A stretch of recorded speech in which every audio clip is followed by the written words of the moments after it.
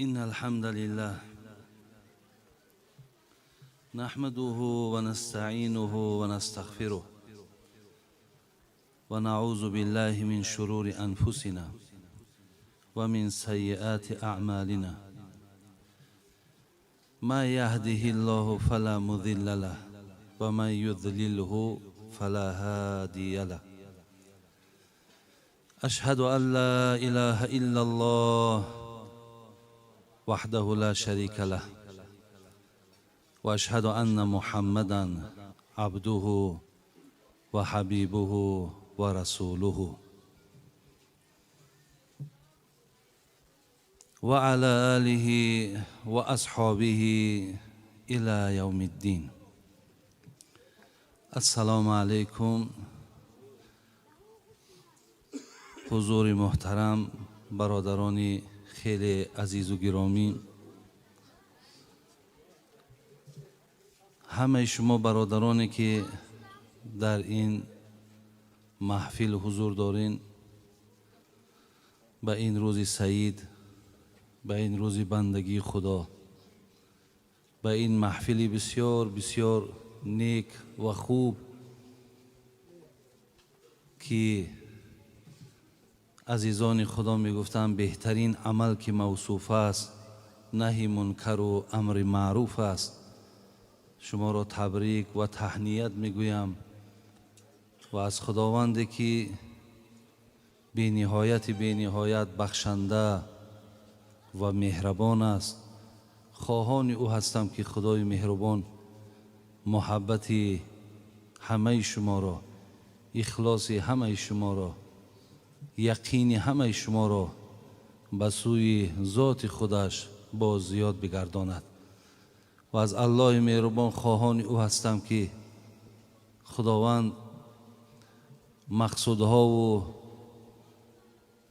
و مرامهای نیک شما را با فضل و کرمش حاصل بگرداند.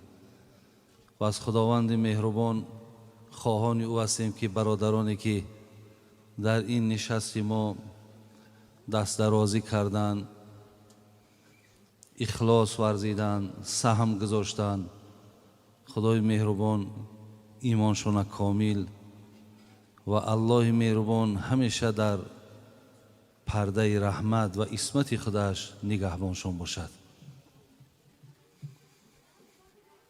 ای محمد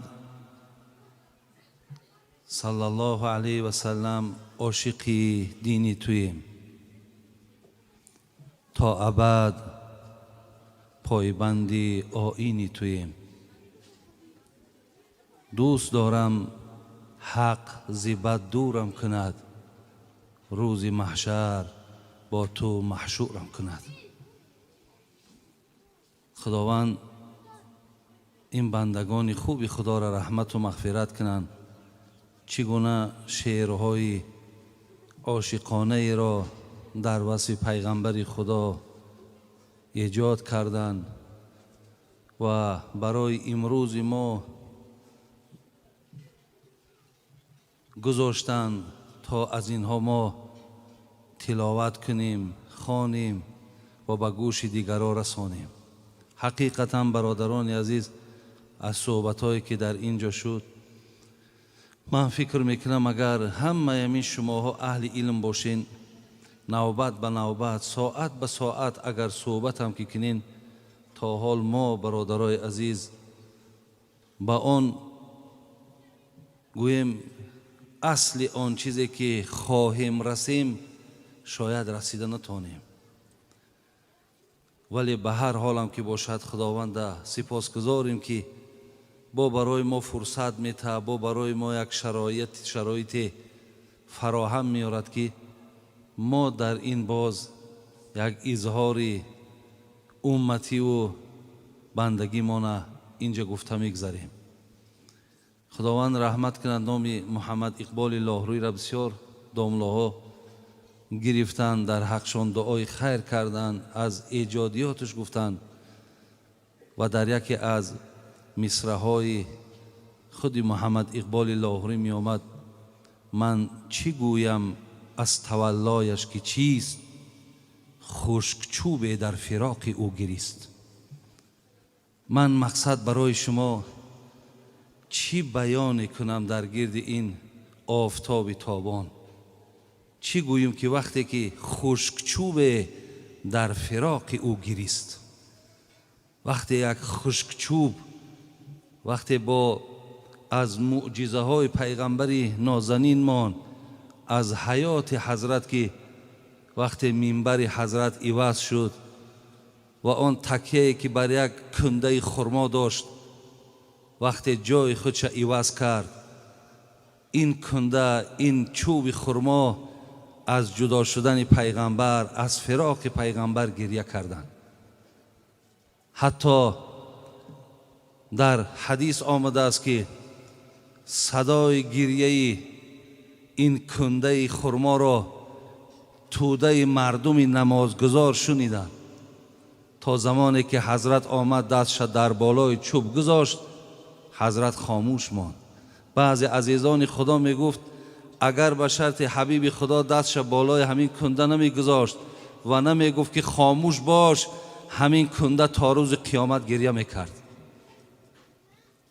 از این لحاظ برادرای عزیز، محمد اقبال لاهوری می گوید چی گویم در گرد یک شخصیتی که چوب در حق او گریه می کردن.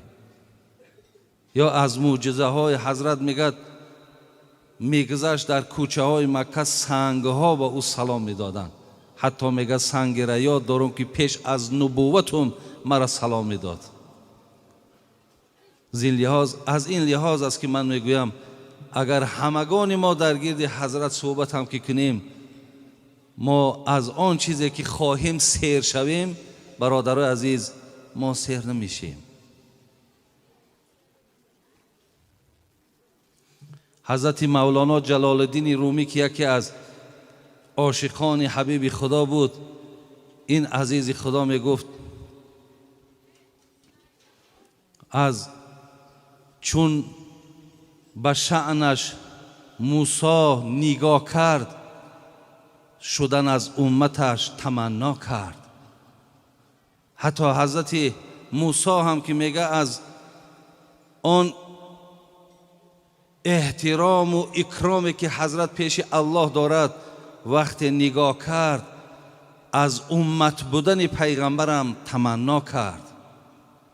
ما الحمدلله رب العالمین که چی بنده های خدا داده هستیم برادرای عزیز. قسم به بزرگی خدا ما بسیار بندگان خدا داده هستیم. چگونه که خدامان گاه گاه میستیم میگیم خوش به حال خوشا چشمی که دیده در جهان روی محمد را، خوش میگیم به حال همون اصحابی که چهره زیبای پیغمبر را دیدن، دستشون در دست زیبای پیغمبر گذاشتن. ما هم میگیم الحمدلله رب العالمین که امت این پیغمبر نازنین هستیم. اینش دم جای برادرای عزیز سپاسگزاری است، جای شکرگزاری است که ما امت چنین پیغمبر نازنینی هستیم. از این لحاظ شکرگزاری این هم برادرای عزیز، چند روزهایی که در بعضی محفل ها می نشینیم، دامله های عزیز یک آیت بسیار معناهای خوب میکنن. اعوذ بالله من الشیطان الرجیم، لقد کان لکم فی رسول الله اسوة حسنه. یعنی الله مهربان حیات پیغمبر برای ما اسوه حسنه گفته است. یعنی شما حیات پیغمبر برای خودتان الگو قرار دهید. یعنی برادرای عزیز، ما اگر خواهیم شکرگزاری این نعمت امتی را به جا بیاریم، پیغمبر ما بسیار راست قول بود، ما باید راست قول باشیم. پیغمبر ما بسیار پاک وجدان بود، ما باید پاک وجدان باشیم. پیغمبر ما بسیار بغیرت بود، ما باید بغیرت باشیم. پیغمبر ما بسیار با سخاوت بود، باید ما با سخاوت باشیم. پیغمبر ما هیچ لحظه از یاد خدا خالی نداشت، ما هم باید همیشه با یاد خدا باشیم. پیغمبر ما از الله ذوالجلال می ترسید، ما هم باید از الله مهربان می ترسیدگی باشیم. اینجا در برادرای عزیز از این محفل ها و از این جمع آمد ها و از این قدر تردد هایی که میبینن، مقصود فقط با یک شکمی سیر بلند شدن، این برادرای عزیز حاصل آن چیزی که در اینجا باید باشد معنا ندارد. ما اول خداوند سپاسگزاری کنیم و بعدا حقیقتا برای خودمان حیات پیغمبرمان الگو قرار دهیم. بعد انشاءالله در ما و شما خیر و نیکی های زیاد البته به وجود میاد. یک حدیثی را که من بیشتری وقت همیرا گوشزد میکنم و فقط بعضی حکمت هایی که در این حدیث هست برای شما میگویم، بعدا دعا میکنیم.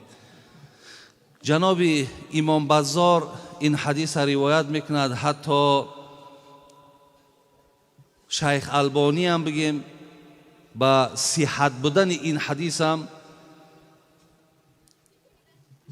دلالت کردند.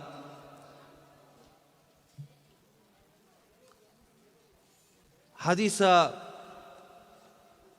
حضرت عایشه مادرمان میفرماید: لما رأیت من النبی صلی الله علیه و سلم طیب نفس، یک روز دیدم حال پیغمبر بسیار بسیار خوشه، یعنی در سیمای پیغمبر یک آسودگی را دیدم، یک آرامی را دیدم، یک وقتی خوشی را در سیمای حضرت دیدم. همیشه پیغمبری خدا که بسیار مسئولیت های زیاد داشتن، بسیاری بسیار به دعوت که مشغول بودن، همیشه خسته بودن، میگه این دفعه که بسیار حالش خوب یافتم. حضرت عایشه مادرمان در حال میگه گفتم یا رسول الله ادعو الله لی، میگه گفتم ای پیغمبر نازنین، اکی حالت هم میبینم بسیار حالت گوارا و خوبه، در حقم یک دعا کن. پیغمبر نازنین هم در حال دستش برداشت گفت اللهم اغفر لعایشه ما تقدم من ذنبها و ما تأخر و ما اسرت و ما اعلنت. میگه دستش برداشت گفت خدای مهربان، عایشه را هر یک کمبود و لغزش و خطایی که کرده است الله مهربان مغفرتش بگردان. وقتی میگه عایشه این دعای زیبا را از جانب شوهرش، از این پیغمبر نازنین که شنید، میگه فضحکت عایشه حتی سقطت رأسها فی حجزها من الضحک. اون قدر میگه حال حضرت مادرمان عایشه خوشنود چید، آنچنان میگه تبسم کرد که حتی آمد میگه سر عایشه میگه در بغل پیغمبر خدا آمد. بعد حضرت میگه گفتش ای سرک دعایی، عایشه گفت همین دعای ما وقت خوش کرد، بسیار خوشنود چیدی از دعای ما. میگه مادرمان گفت بله ای حبیبی خدا، از دعای تو من بسیار خوشنود شدم. پیامبرمان در اینجا چی گفت برادر عزیز؟ گفت والله انها لدعوت لامتی فی کل صلات. گفت ای عایشه همین دعایی که من در حق تو کردم و الله مهربان قسم در هر یک نمازم در حق امتم همین دعا را من میکنم، برای تمام امت این دعا را من میبخشم. برادران عزیز و گرامی، حقیقتا پیغمبری که در حق ما دعاگو، برای ما آب چشم میرازندگی، آخران لحظه ها که این للموت سکرات، از برای مرگ بسیار سختی ها وجود دارد، حضرت سختی ها را یک طرف کردن و عزیزای خدا میگم بود تا زنده آن حبیبی ودود در غم عاصیان امت بود. وقتی آخر سختی جان دید گفت ای پروردگار عرش مجید، سختی جان اگر چنین باشد امتانم مطیق این باشد، سختی جان امتان من بگذار جمله را به جان من. ای خدای مهربان، این سختی، این قدر سختی ها مرگ که داشته باشد که من چشیدم، الله مهربان همه سختی های جان امت من در جان من بگذار این سختی ها را من تحمل کنم. ما برادرای عزیز این خیل پیغمبری داریم که تمام حتی غم جان خوردن ما را میخوره. تمام آن مشکلات و مصیبتی که در دنیا و آخرت داریم حضرت هم برابر ما او سختی ها را میچشه. زین لحاظ به قدر این پیغمبر نازنین رسیدن در کار، از سنت های این حضرت برادرای عزیز ما را برخوردار شدن من در کار است. خداوند همه شما را ایمان کامل تید. خداوند بازم محبت و اخلاص را به دین خدا زیاد بگرداند. برادر ما ایشان اسلام الدین و برادر ما ایشان ویسدین و دیگر برادرایی که دستیاری دراز میکنند، محبت میکنند، اخلاص دارند، خداوند هر جا باشند در پناه رحمت و عصمتش نگهبانشان باشد. این چنین برادرای عزیز در حق همین دامله هایی که داریم که در هر یک گوشه ها با ما میشینن و صحبت میکنن و از هر جهت برای ما از حلال و از حرام و از شبهه آگاهی میتین، خداوند اینها را هم عمر دراز و ایمان کامل شانتید. خدا در این ملک ما و شما یک آسودگی و تینجی را بردوام نگه دارد. خدای گونه محفل ها را هم در ما و شما زیاد بگرداند. برای ما و شما شنیدن سخن خدا و پیغمبر به نهایت مهم است. برای جمعیت ما، برای وطن ما هم در کار است. این صحبت ها برادرای عزیز نه تنها خیر یک همین محفل است، این خیر تمام جمهوری ما است. ربنا فاغفر لنا ذنوبنا و کفر عنا سیئاتنا و توفنا مع الابرار یا ارحم الراحمین. السلام علیکم.